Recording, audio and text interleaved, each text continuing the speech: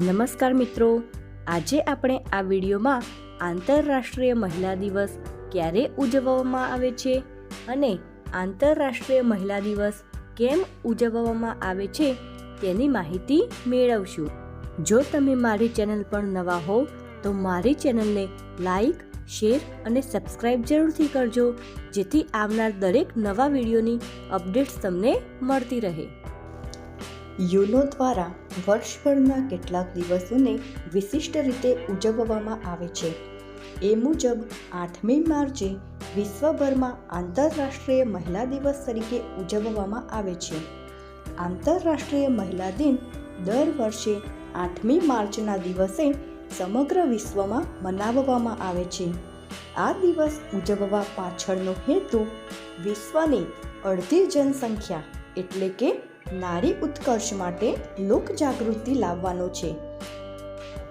સામાજિક ઉત્થાનમાં મહિલાઓની ભૂમિકાની અગત્યતાને ધ્યાનમાં લઈ તેમનામાં શિક્ષણનો વ્યાપ વધે તેમજ તેઓ કુરિવાજો તથા રૂઢિઓમાંથી બહાર આવે તે માટેનું આયોજન કરવામાં આવે છે.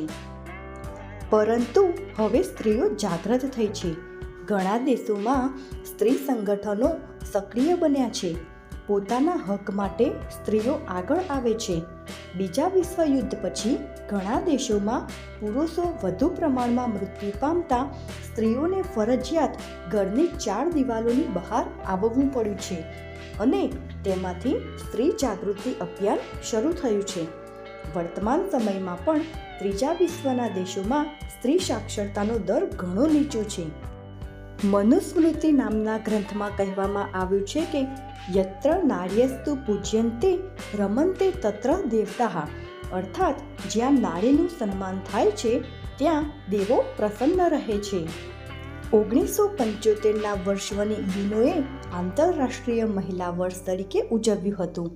એ જ રીતે 25 વર્ષ બાદ 2001ના વર્ષને સ્ત્રી સશક્તિકરણ વર્ષ તરીકે ઉજવ્યું હતું. જો કે મહિલાઓમાં જાગૃતિ પણ એટલા જ પ્રમાણમાં દેખાઈ રહી છે.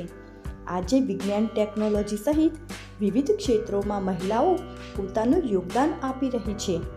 આમ છતાં ભારત દેશ અને એમાં ગુજરાત રાજ્યમાં પણ સરકાર કન્યા કેળવણી અભિયાન, બેટી બચાવો અભિયાન, સ્ત્રી ભ્રૂણ હત્યા નિવારણ જેવા પ્રયાસ આદરી નારીઓના ઉત્થાનમાં યોગદાન કરી રહેલ છે. વર્તમાન સમયમાં અવકાશ સંશોધન અને રમતગમત જેવા ક્ષેત્રોમાં પણ મહિલાઓએ પોતાની ક્ષમતા પુરવાર કરી રહી છે. આજે મહિલાઓ પુરુષ સાથે ખભે ખભો મિલાવીને આગળ વધી રહી છે. સ્ત્રીઓ શક્તિનું સ્વરૂપ છે. સ્ત્રીઓ તેમના સમગ્ર જીવન દરમિયાન પોતાના પરિવાર માટે ખૂબ જ સંઘર્ષ કરે છે.